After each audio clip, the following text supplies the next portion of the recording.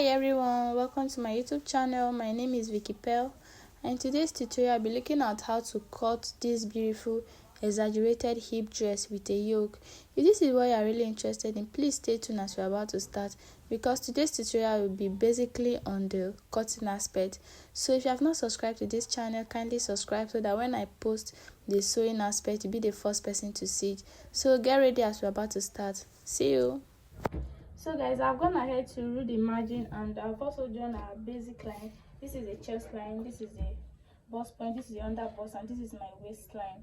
And for the back, just as you can see. So I'll go ahead to impute my shoulder measurement. The shoulder I'm working with is 15. 15 divided by 2 is 7.5. So this is at 7.5.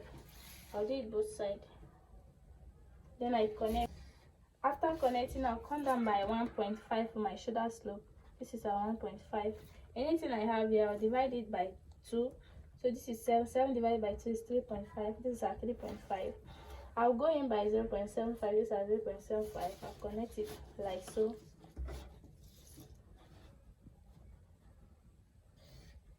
After that, I impute my bust measurement. My bust is 36. 36 divided by 4 is 9 inches. This is our 9 inches. So I'll connect it like so.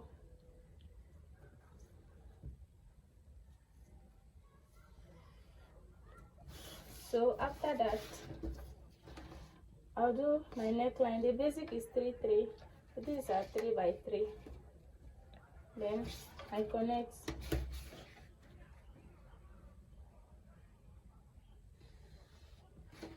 After that, I connect this line to meet the shoulder slope. The nipple to nipple I'm working with is 7.5. 7.5 divided by 2 is 3.75. So I'll mark 3.75 on all these lines. So these are 3.75 here. And even on the bust point, this is 3.75. So I'll connect. After connecting, I'll take my dart, 1/2 inch on both sides. This is half here and this is half. I'll connect. After that, I'll take my waist measurement. Waist I'm working with is 28. 28 divided by 4 is 7 inches. This is our 7 inch. Sorry, I'm managing the paper. This is our 7 inches plus 1 inch dart intake we took here. This is the 1 inch. Then we connect it up. Okay, after that, the difference between our back waistline and our front waistline is 2 inches. That is to say, back is 14 and the front is 16. So that 2 inches, I'll come down from this bust point. This is at 2 inches. I'll connect it to this place, so it's now going to serve as our bust point dart. That is our bust dart. I'm going to strike this out because we fold it while we are cutting. So after that, I'll measure my shoulder. What I have here is 4.75. I'll take the midpoint, then I connect to the bust point, just like so. Okay, after that, then I'll measure my under bust. The under bust I'm working with is 28. 28 in 4 places is 7. So let's check what we have here. So this is 8.25. So we have excess of 1.25. So let's divide the excess between this between the center front and the side front. So we make sure the side front carry the bigger side. So the side front will carry 0.75, while the center front carries 0.5. So this is 0.5 and this is 0.75. Then we connect it curvy like this. Turn it. If you don't understand, just watch what I do. After that, we connect it back to the waistline, just like so. So now we are going to determine the height of our yoke and also the height of our cup. So for the purpose of this tutorial, I'm making use of 7. So this is our under bust. I'll place my tape here. This is 7. Where 7 stop. This is where 7 stop. So here becomes the height of the cup. So now I'm going to take my cleavage measurement. The cleavage I'm working with is 4 inches. From this our basic neckline, I'll come down by 4 inches. This is 4. Now after that, I'm going to connect it just like so. You can actually use your cuff just like this.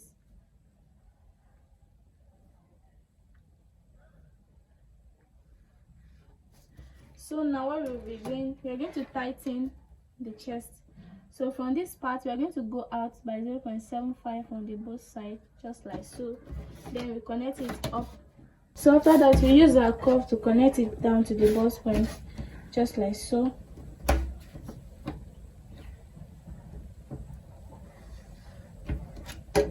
We turn it.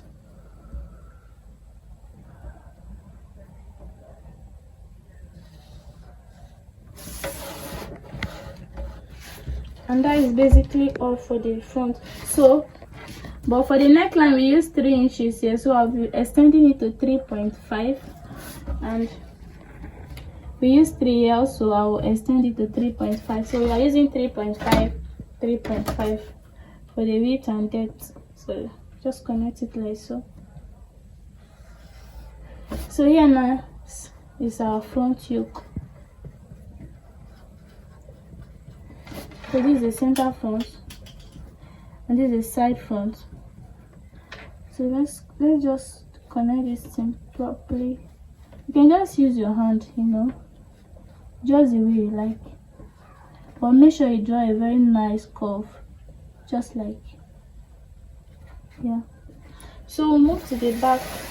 We'll do almost exact thing we do here, but for the back now, okay, the shoulder is what, 7.5, that is our 15 divided by 2, which is our shoulder 15 divided by 2, 7.5.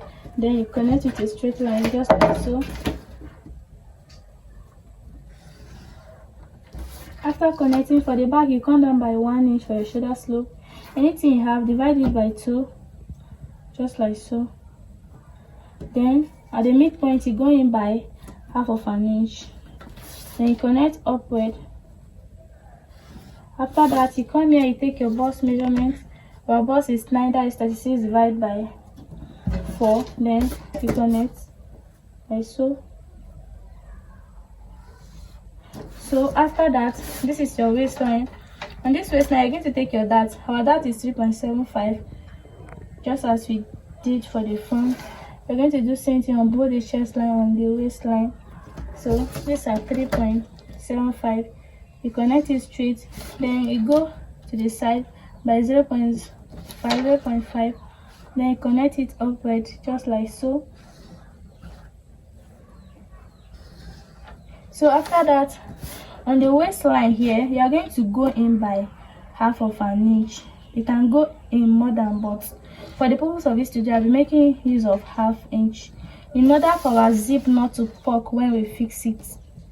Understand? So we'll connect this place up. So this is now serving as our new back line. So from this part, we're going to go out by 1 inch for our zipper. So after that, we'll connect it. So this is now serving as our zipper. So here we use 3.5 for the front, so we are going to use that 3.5 here. And on this side, we'll come down by 1.5 inch. You know, this is the back. So we just connect it like so. And then from here, you connect it down here for your shoulder slope. On this part, I'll come down by half of an inch. This is our half of an inch. Then this place that I took the darts, I'll go out by 1 inch. This is 1 inch. So I'll make sure I draw a very nice curve.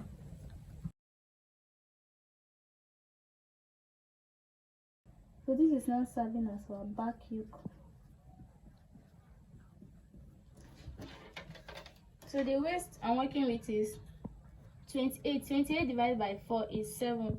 So this is our new line. I said this is our 7 plus 1 inch that intake. I'll connect it, and that is all for the drafting of this pattern. I'll go over to cut. So the down part, which is the skirt part, the length I'm working with, that's the full length of the dress, is 39. So when you remove 16, which is the upper part, from 39, what is left is 23. but for folding and everything I'll be making use of 25, just as you can see. So I'll mark 25 at this end, and I'll also mark it at the other end. Then I'll use my straight rule to connect it.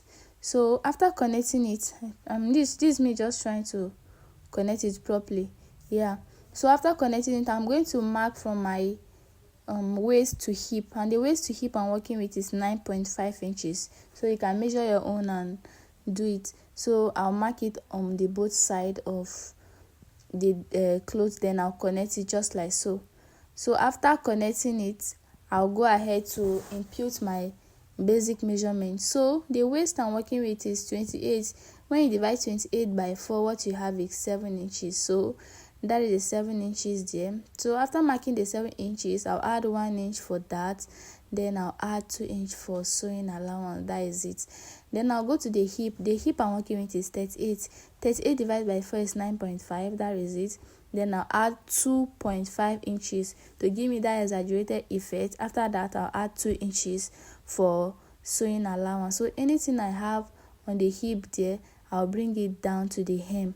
Just as you can see, I have 14.5 inches on the hip, and that is the 14.5 inches that you are seeing. So after that, I'll just go over to connect. Just as you can see, I'll connect from the waist to hip, and then from the hip down to the hem, just as you can see. After that, I'll just go ahead to cut it. So after cutting it out, this is what we have. So I'm going to place it on another folded fabric, just as you can see. Then I'll cut out the back. So guys, after I was done cutting, I've also gone ahead to cut the lining piece for both the front and the back. Then this is the interface that I'm using. It's a very strong one, not too strong, but at least it's something that can bring the exaggerated effect. So after I was done placing it on it, I'll just go over to cut it. I'll cut for both the front and the back.